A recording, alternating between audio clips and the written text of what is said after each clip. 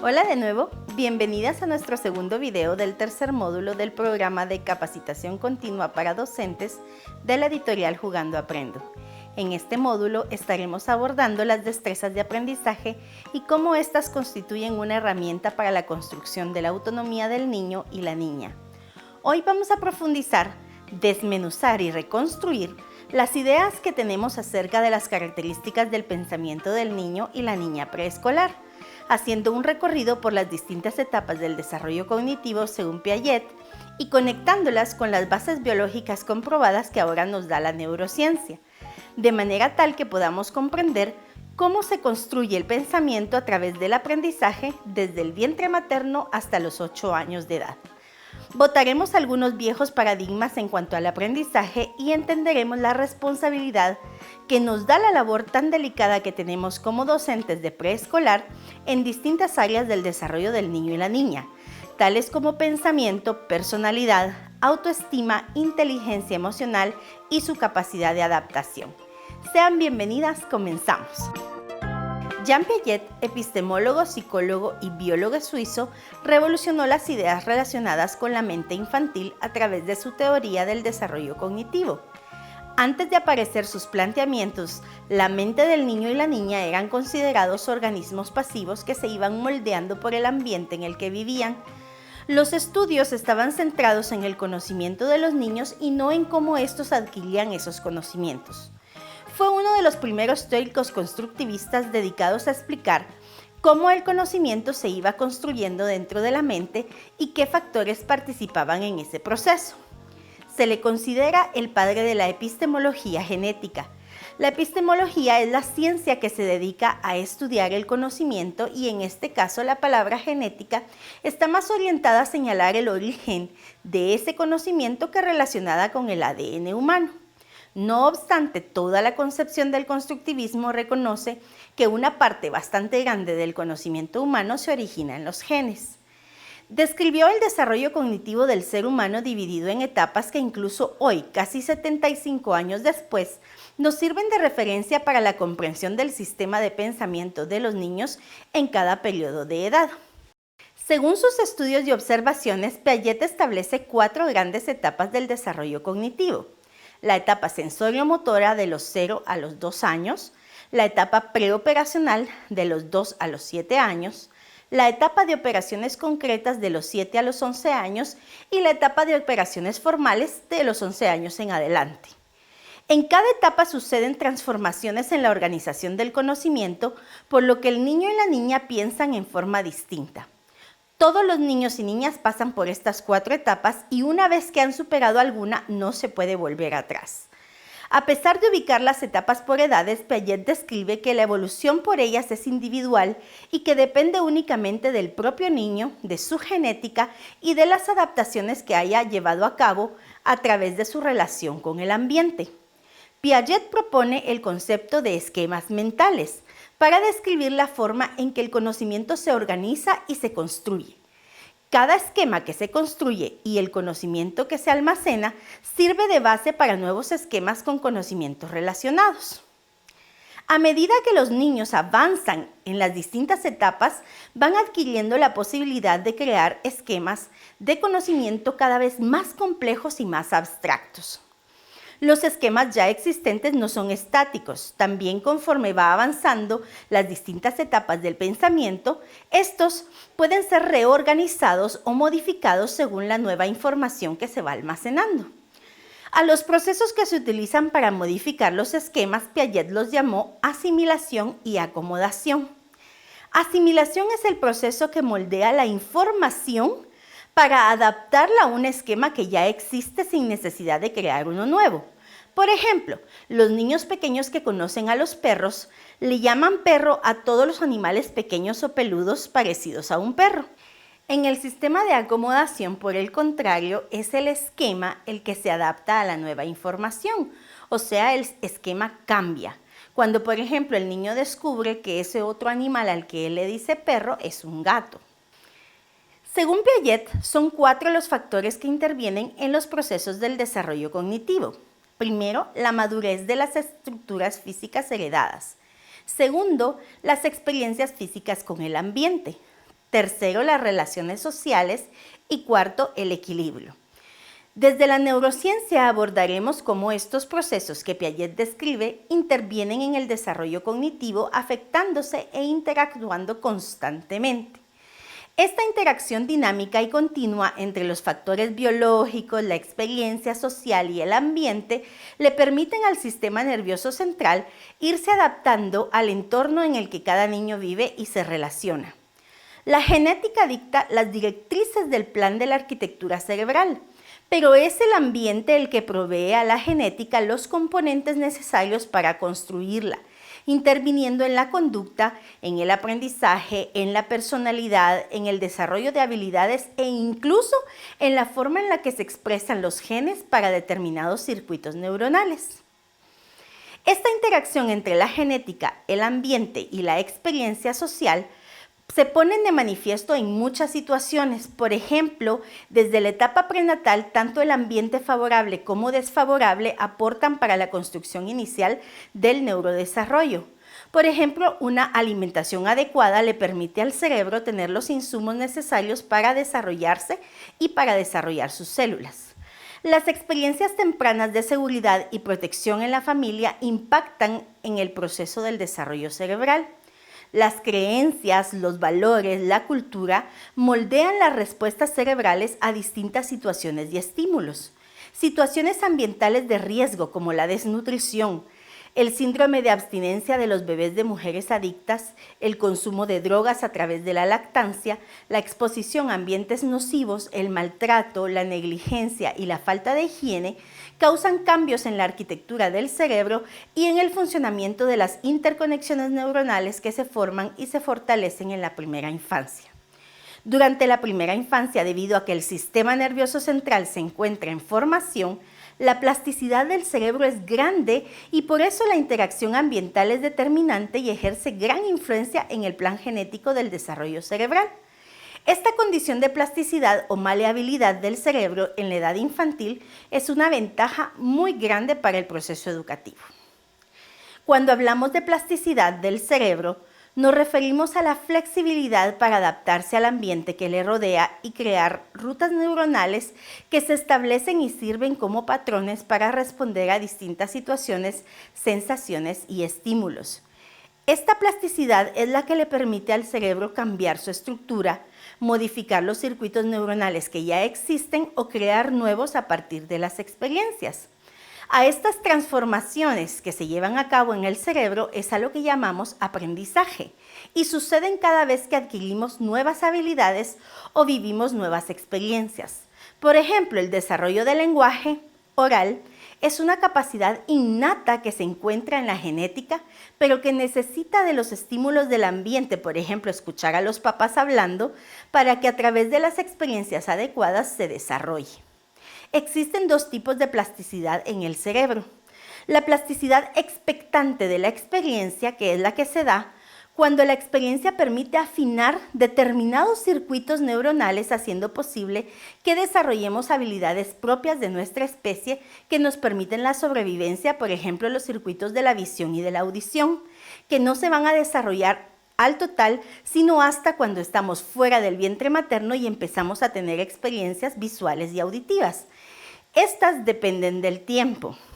La segunda forma de plasticidad es la plasticidad dependiente de la experiencia, cuando el cerebro permite que se creen nuevos circuitos neuronales a partir de las experiencias individuales, haciendo posible desarrollar aprendizajes más específicos, inmersos en la cultura y adaptados a los contextos personales y sociales.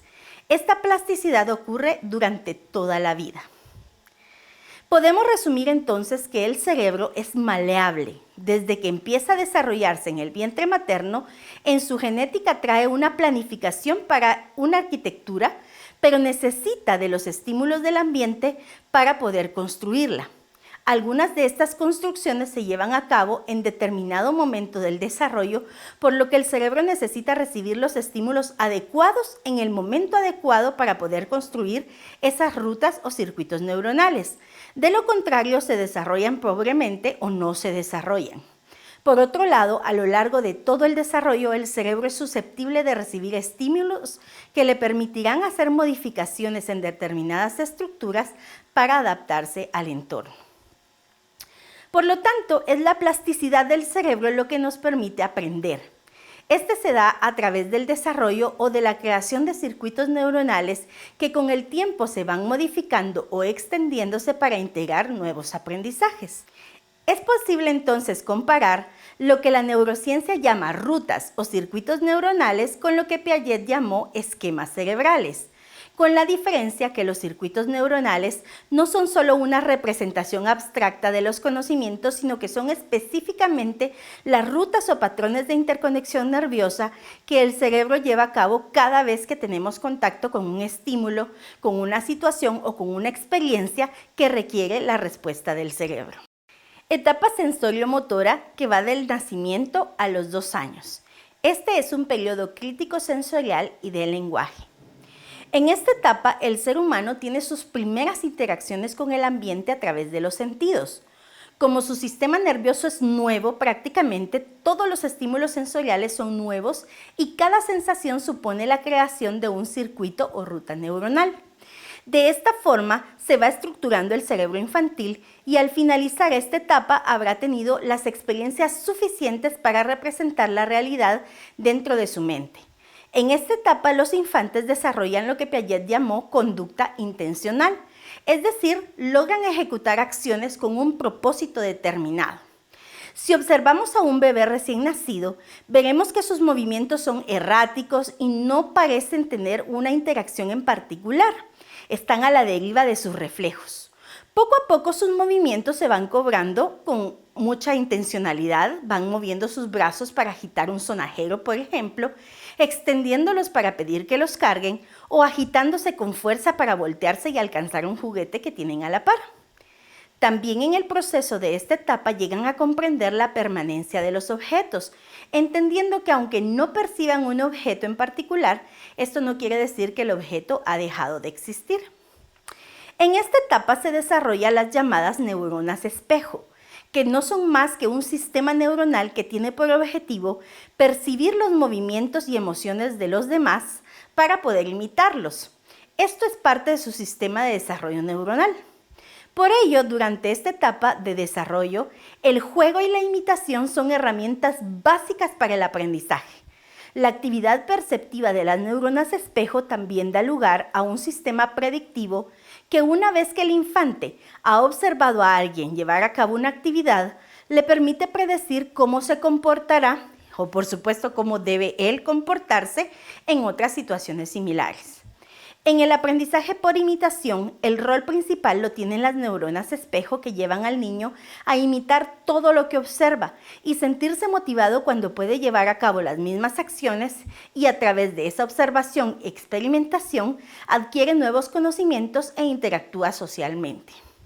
El aprendizaje mediante el juego en esta etapa tiene que ver con la propia experimentación, curiosidad y motivación. Los infantes repiten una y otra vez acciones hasta lograr ejecutarlas con éxito.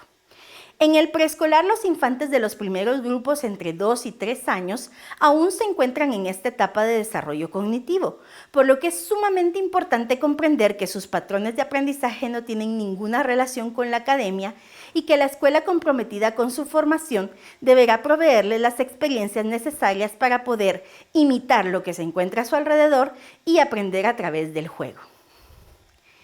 En neurociencia, el periodo de los primeros años de vida se considera un periodo crítico del desarrollo cognitivo sensorial, dado que el aprendizaje se basa en las sensaciones y percepciones que el niño recibe del ambiente y se asimila debido a la situación específica del cerebro en ese momento dado, en el cual se encuentra una etapa de desarrollo masivo de conexiones neuronales que hacen que su plasticidad sea expectante del ambiente, es decir, que esté todo el tiempo en espera de recibir estímulos por parte del ambiente.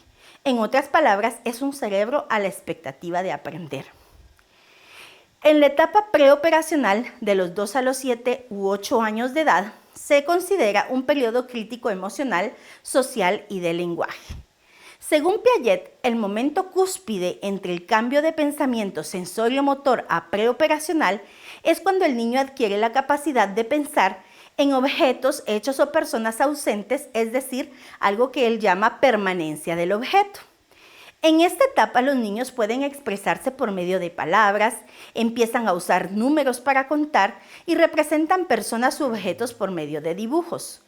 Piaget le llama etapa preoperacional porque si bien los niños son capaces de hacer estas representaciones de la realidad, aún están inmaduros para realizar operaciones lógicas que se alcanzan en etapas posteriores. En la etapa preoperacional, el cerebro adquiere la madurez para utilizar símbolos, utiliza el pensamiento representacional para nombrar o utilizar los nombres de objetos que no se encuentran presentes y además son capaces de utilizar la imitación diferida, la cual permite imitar una secuencia simple de movimientos o sonidos horas o incluso días después de haberla observado. Además, en esta etapa se presenta el juego simbólico. Este tipo de juego es aquel en el que el niño representa la realidad a través de un juego, inventando roles o situaciones imaginarias basadas en sus observaciones del mundo. El juego simbólico se inspira en hechos reales de la vida, aunque también algunas veces se entremezcla con la imaginación y la fantasía de personajes atractivos para él. La neurociencia nos señala que en esta etapa es un periodo crítico para el área social, emocional y del lenguaje. Precisamente este último se desarrolla aceleradamente entre los 2 y los 4 años de edad. En esta etapa los niños tienen plasticidad expectante para el lenguaje, lo que los habilita para aprender incluso más de un idioma a la vez. De la misma manera, su cerebro se encuentra a la expectativa a través de las neuronas espejo de todas las actitudes y conductas sociales de su entorno, las cuales imitan en los roles dentro del juego simbólico y pasan a ser parte de sus propias conductas, hábitos y reacciones sociales. La neurociencia considera el arte como un producto 100% cerebral y es parte integral de la biología del ser humano. En el caso de los niños, este empieza a manifestarse a través del dibujo alrededor de los 3 años, edad en la que se caracteriza por un garabateo en el que todavía no hay representación simbólica. Pero alrededor de los 4 o 5 años los niños representan a través de sus dibujos sus vivencias, sus emociones, sus sensaciones, sus deseos y todos los objetos de la vida real. Al principio estas representaciones son amorfas, hechas con líneas y figuras geométricas, pero conforme las habilidades motrices, perceptivas y cognitivas del niño se van madurando, los dibujos empiezan a ser gráficamente comprensibles, incluso en algunos casos, dependiendo de la escolarización de los niños, incluyen algunas pequeñas palabras. Esta capacidad simbólica les da la oportunidad de manejar algunos conceptos numéricos que les permiten usar números como herramienta del pensamiento. A los 4 años muchos niños ya logran comprender, primero, que pueden contarse cualquier grupo de elementos u objetos. Segundo, que cada elemento debe contarse solo una vez. Tercero, que el orden en el que se cuentan los objetos es irrelevante. Y por último, que el número que se pronuncia al final corresponde a la cantidad de elementos de ese conjunto. A pesar de estas comprensiones, los preescolares cometen muchos errores de conteo y por eso no se considera que todavía estén maduros para el manejo de símbolos numéricos. La neurociencia indica que la madurez de los centros nerviosos involucrados en el manejo de estos símbolos y de los símbolos del lenguaje escrito se da alrededor de los 6 años. El pensamiento del niño preescolar es intuitivo, se basa en las experiencias inmediatas y prueba de ello es lo que Piaget llama animismo.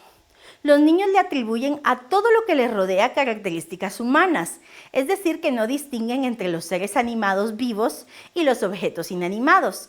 De ahí que peleen, por ejemplo, con la silla con la que se han lastimado o se preocupen cuando alguien golpea una piedra o un juguete.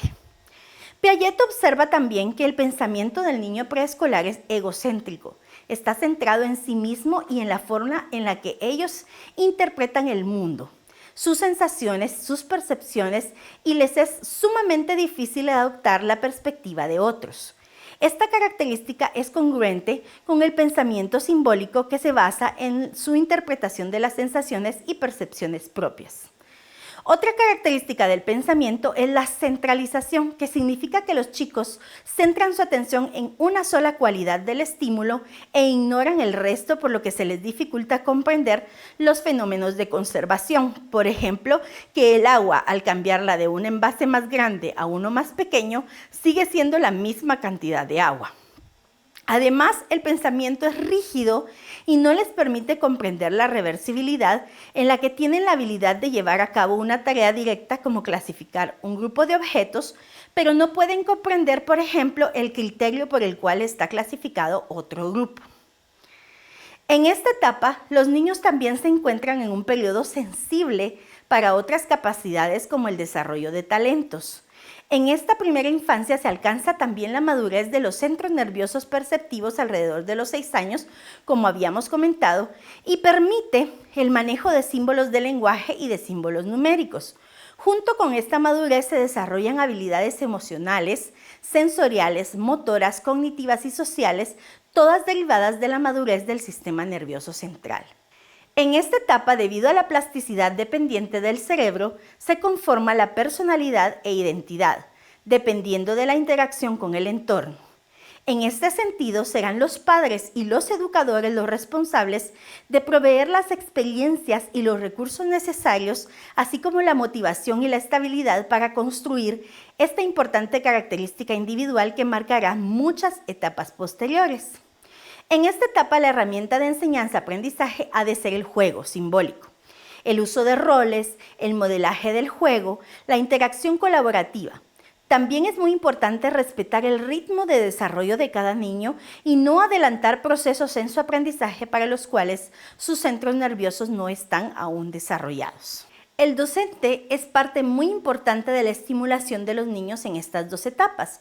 Por eso ahora vamos a evaluar el rol que tienen los docentes en el desarrollo de las diferentes capacidades y habilidades de los niños de la etapa sensorio-motriz y de la etapa preoperacional.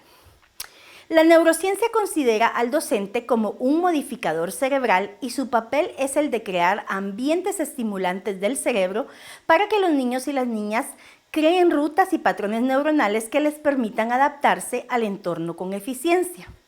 El docente que trabaja con niños sensorio-motores de 2 y 3 años debe tener en cuenta las características del pensamiento y la plasticidad del cerebro de los niños para proveerles los estímulos que necesitan para desarrollarse.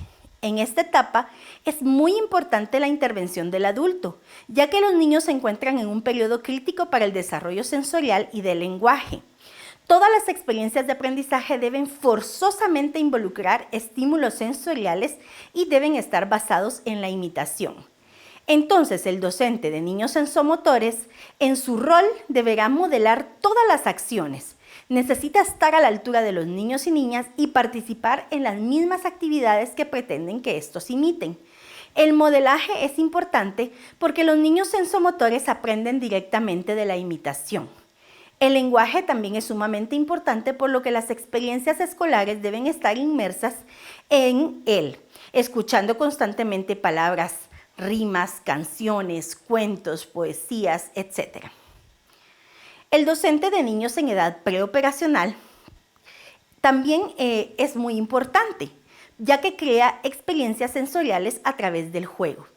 En esta edad, la experimentación sensorial sigue siendo muy importante, pero esta debe estar inmersa dentro de las actividades del juego simbólico en las que los niños cumplen con un rol.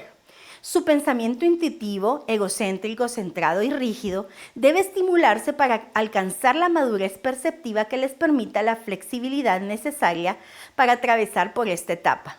Esa estimulación requiere la manipulación concreta de los objetos a su alrededor, la imaginación y la fantasía y, por supuesto, el juego simbólico.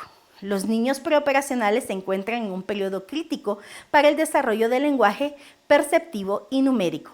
Por lo tanto, el docente debe aprovechar las características de su pensamiento intuitivo para motivar el aprendizaje a través del juego simbólico y la fantasía. Como el objetivo de este taller se trata en las habilidades y destrezas del aprendizaje, en concreto relacionadas con el cálculo, haremos bien en finalizar el taller explorando el cerebro aritmético del niño de edad preescolar. Contar cantidades, manipular objetos para clasificarlos u ordenarlos es algo connatural a los niños. Ya sea por imitación o por descubrimiento, los niños terminan organizando grupos de objetos que después van a contar con o sin palabras, moviéndolos de un lado a otro. A través de las experiencias académicas en el preescolar, los niños empiezan a resolver situaciones matemáticas que se van haciendo cada vez más difíciles y aunque haya mucho ensayo y error, los niños siguen practicando. Sharon Griffin realizó un amplio estudio para descubrir cómo se desarrollaban los centros nerviosos relacionados con el cálculo, descubriendo 3 ideas principales acerca de cómo progresa el desarrollo de estructuras conceptuales. Alrededor de los 5 años se da la más importante reorganización del pensamiento cuando todas las estructuras cognitivas que se crearon los primeros años se integran en una jerarquía. Es aquí en donde empieza la madurez de las áreas perceptivas y la madurez de los centros nerviosos que van a unir a un hemisferio con otro y las distintas áreas que se van utilizando para el aprendizaje. Cada 2 años, durante el periodo de desarrollo, se producen cambios en las estructuras cognitivas. Esto sería a los 4, a los 6 y a los 8 años. El 60% de los niños transita por este proceso de desarrollo típico. Del resto, el 20% se desarrolla más rápido que los demás y el otro 20% más lento. A los 4 años, las capacidades para el cálculo perceptual son innatas y capacitan a los niños en esta edad para crear 2 estructuras conceptuales. El esquema de cantidad global, que les permite comprender cantidades como más y menos, y un esquema inicial de contabilización, en donde los niños algunas veces pueden contar hasta 5 y otras veces pueden contar hasta 10. Sin embargo, aún no tienen un concepto determinante de la cantidad porque las regiones que conectan las áreas cerebrales en que se almacena la estructura de cantidad global y de contabilización todavía no alcanza su potencial de madurez. Recordemos que esto sucede o empieza a suceder alrededor de los 5 años. En esta edad de los 4 años, todas las estructuras de conteo y cantidad están asociadas a objetos o grupos reales y concretos. A los 6 años, la región de cantidad global y contabilización ya se terminó de madurar y cuenta con una conexión que conforma lo que llamamos línea mental numeral. A través de ella, los niños logran comprender características propias de los números enteros a través del concepto de número y esto les permite reconocer que los números que están más arriba en una secuencia de conteo son mayores que los que están más abajo. Hacer sumas y restas simples sin tener que usar objetos reales para contar, contar hacia adelante o hacia atrás siguiendo una línea de conteo que nosotros conocemos como recta numérica o percatarse que las matemáticas pueden suceder tanto en los objetos externos a él como dentro de su mente. Estas nuevas habilidades permiten al niño experimentar y comprender varias estructuras matemáticas como leer el reloj, identificar billetes, contar grupos de objetos o imágenes, identificar cantidades por conteo o por percepción y comprender la igualdad numérica o correspondencia de 1 a 1. A los 8 años, transforman su estructura conceptual en un esquema mental lineal que les permite contar y representar 2 variables cuantitativas, la del número y la de su posición. Por lo tanto, pueden entonces comprender el valor relativo numérico, lo que les permite resolver mentalmente los problemas que implican sumas de 2 dígitos, comprender cuál es el mayor entre números de 2 dígitos, leer horas y minutos en un reloj, resolver problemas de dinero, hacer cálculos matemáticos más complejos utilizando la intuición matemática. A manera de conclusión, podemos entonces comprender que el papel del docente de preescolar es determinante para que el cerebro infantil obtenga el tipo de estimulación que necesita para desarrollarse y alcanzar los distintos niveles de madurez que le ayudarán a superar cada etapa del desarrollo cognitivo. La planificación de actividades tomando en cuenta las características de cada edad nos permitirá obtener mayor interés y motivación por parte de los niños hacia su propio aprendizaje. Ahora que ya conocemos las necesidades cognitivas de cada edad en relación al aprendizaje del área del cálculo, podemos pasar a explorar las habilidades básicas para el desarrollo del pensamiento lógico. Esto en nuestro próximo taller. Por ahora nos despedimos, siempre esperando que pongan en práctica sus nuevos conocimientos en beneficio del desarrollo de nuestros peques. Los esperamos pronto de vuelta en este programa de capacitación continua de la editorial Jugando Aprendo. Hasta la próxima.